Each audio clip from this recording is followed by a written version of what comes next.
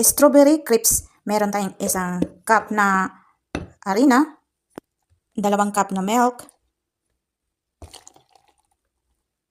a pinch of salt, 1 cup strawberry, fresh.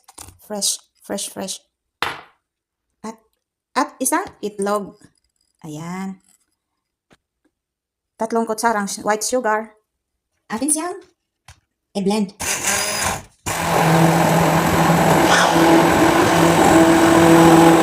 Hanggang maging yung texture niya is ano na, yung parang malapot-lapot na.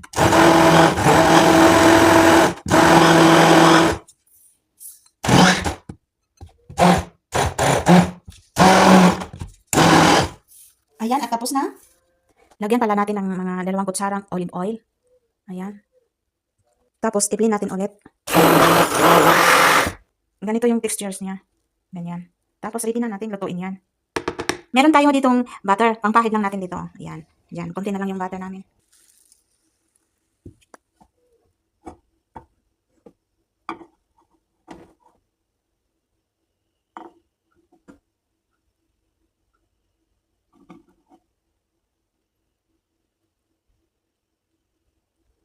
Ganyan. Antayin na lang natin hanggang medyo matuyo-tuyo na. Tsaka natin balik rin. Ayan. Ayan. Meron. Yung crepes natin na strawberry, hindi siya naging pink kasi nga hindi natin nilagyan ng food color o food coloring, ganyan.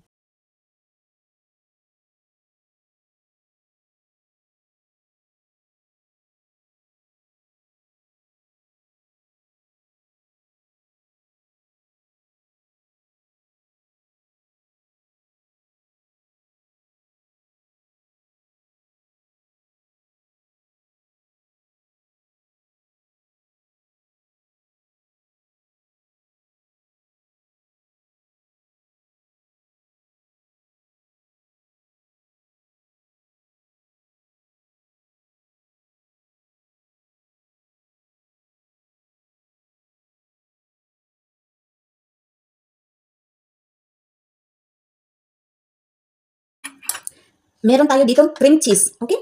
Yun ang i-ano natin sa ating crepes na strawberry crepes.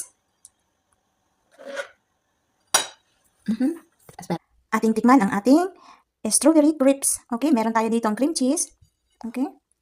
Tapos meron din tayong fresh na strawberry.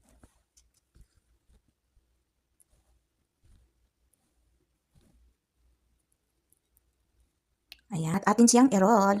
Ayan. I-roll natin sandali. I-roll natin siya ng ganyan. Yummy. At siyang ganyan.